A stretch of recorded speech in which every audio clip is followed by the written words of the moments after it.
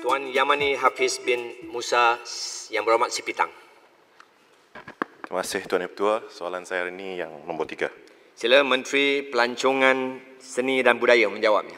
3 minit. Terima kasih Tuan Dipertua, terima kasih saudara yang berhormat Sipitang. Tuan Dipertua, bermula 10 Jun 2020, Perintah Kawalan Pergerakan Pemulihan PKPP telah mula berkuat kuasa bagi menggantikan Perintah Kawalan Pergerakan Bersyarat ataupun PKPB. Kelonggaran peraturan mula diberikan bagi melaksana beberapa aktiviti termasuk perjalanan rentas negeri, aktiviti pelancongan domestik serta aktiviti sukan dan rekreasi. Selaras dengan pelaksanaan PKPP, kajian dan maklum balas yang diterima oleh MOTEK dalam tempoh sebulan selepas arahan PKPP dilaksanakan, iaitu selepas 10 Jun, mendapati rata-rata terdapat tanda-tanda positif yang memperlihatkan industri pelancongan domestik aktif semula. Pelbagai faktor mendorong kepada tanda-tanda positif ini, antaranya ialah kaji selidik yang dijalankan ketika tempoh pelaksanaan PKP menunjukkan kecenderungan rakyat Malaysia untuk kembali melancong dalam tempoh terdekat selepas aktiviti ini dibenarkan. Kesediaan rakyat ini berserta dengan keyakinan terhadap keupayaan Malaysia mengawal penularan wabak COVID-19 menjadi titik permulaan yang baik. Tuan Dipertua, ini disokong pula dengan inisiatif-inisiatif yang diambil oleh penggiat industri pelancongan tempatan melalui tawaran-tawaran pakej-pakej pelancongan istimewa berserta harga-harga promosi yang menarik untuk penginapan di hotel, pembelian tiket kapal terbang domestik serta diskaun harga untuk masuk ke produk-produk dan destinasi pelancongan. Daripada maklum balas yang diterima, kadar purata penginapan ataupun average occupancy rate dengan izin di beberapa hotel di bandar dan resort di seluruh negara mendapati sambutan yang diterima adalah menggalakkan, terutamanya di lokasi yang menawarkan keindahan alam semula jadi seperti di pulau dan pantai, tanah tinggi atau di pinggir hutan. Tren mingguan kadar penginapan juga menunjukkan peningkatan berbanding minggu sebelumnya. Walaupun tidak mendadak atau ketara peningkatannya, ia masih memberi indikatif positif. Indikator pergerakan rakyat Malaysia turut menunjukkan aktiviti pelancongan yang memberangsangkan. Antara dengan izin highlights, maklum balas yang diterima adalah pertama, sebanyak 180,000 tempat duduk. Number of seats dengan izin telah terjual bermula 10 hingga 28 Jun 2020 bagi tempoh penerbangan ataupun travel period dengan izin Julai hingga September melalui kempen-kempen promosi tiket penerbangan domestik yang telah dijalankan oleh syarikat penerbangan AirAsia. Bagi kedua pula, peningkatan tempahan oleh syarikat penerbangan Firefly menerusi kempen-kempen promosi untuk tiket penerbangan domestik pada bulan Julai ini. Dan ketiga, aliran trafik di lebuh raya utama di seluruh negara yang menunjukkan peningkatan setiap minggu. Tuan Yang Ketua, perjalanan untuk pemulihan sepenuhnya diakui masih jauh dan mencabar, terutamanya bagi sektor yang bergantung kuat kepada pelancong asing yang sehingga kini kehadiran mereka masih sifar. Apa yang pasti, MOTEK akan sentiasa bekerjasama rapat dengan semua stakeholders dalam industri ini dalam membantu mereka mengharungi waktu sukar ini. Sekian, terima kasih. Terima kasih Menteri. Sila Sipitang, soalan tambahan pertama, 30 saat. Terima kasih kepada Tuan Yang Ketua. Saya mengucapkan tahniah juga kepada Yang Berhormat Menteri dan Kementerian Pelancongan atas pelbagai inisiatif bukan sahaja kepada pengusaha industri tapi juga kepada rakyat tempatan.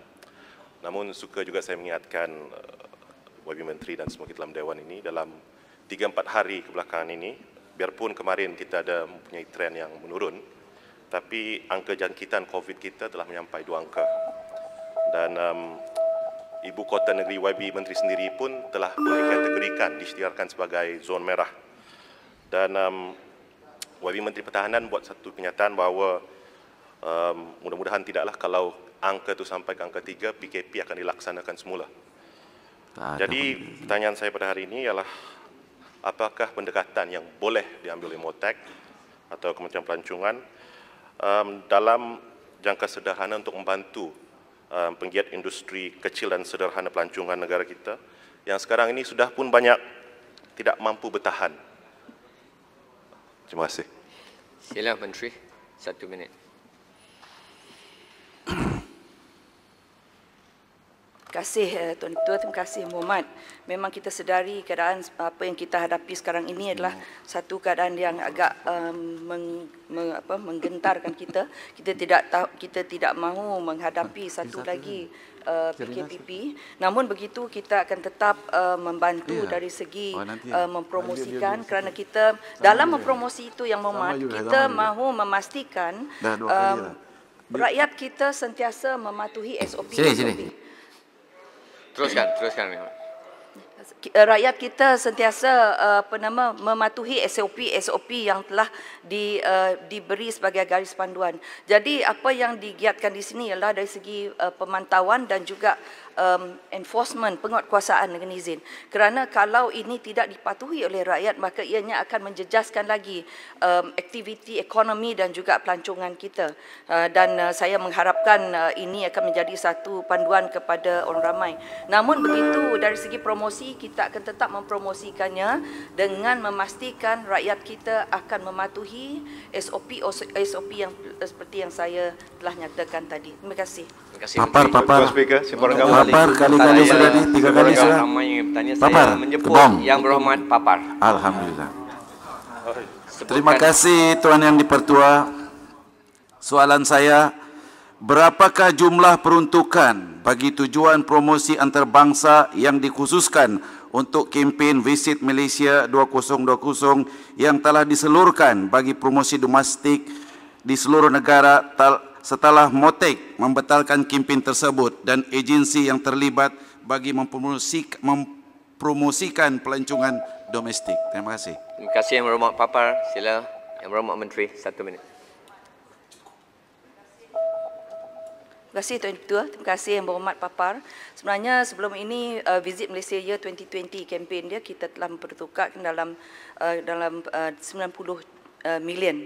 Tetapi oleh kerana kita telah batalkan, namun begitu dalam kita membatalkannya, kita masih menyimpan peruntukan tersebut untuk Visit Malaysia yang akan datang yang belum kita pasti. Jadi dengan itu kita masih lagi membuat perancangan apa yang akan kita lakukan. Selain daripada itu juga Yang Berhormat, kita masih lagi membuat pemantauan untuk memastikan negara-negara yang akan bekerjasama dengan kita adalah negara yang di bawah label Green Zone, dan pada masa yang sama negara Malaysia juga perlu memastikan rakyat Malaysia ini akan kekal memastikan mereka mematuhi SOP. Lagi-lagi kita bercakap mengenai mematuhi SOP, dan sebab inilah faktor yang banyak membantu untuk merancakkan lagi semula ekonomi kita. Jadi saya menyeru kepada rakyat Malaysia, sama-samalah kita fight against COVID-19 dengan izin, supaya kita sama dapat merancakkan lagi ekonomi kita dan merancakkan lagi melalui industri pelancongan, iaitu yang telah menyumbang 15%, 15.3 dengan izin peratus kepada KDNK kita. Terima kasih Yang Berhormat. Terima kasih Menteri. Simpan Rangam. Saya ingin teruskan pertanyaan.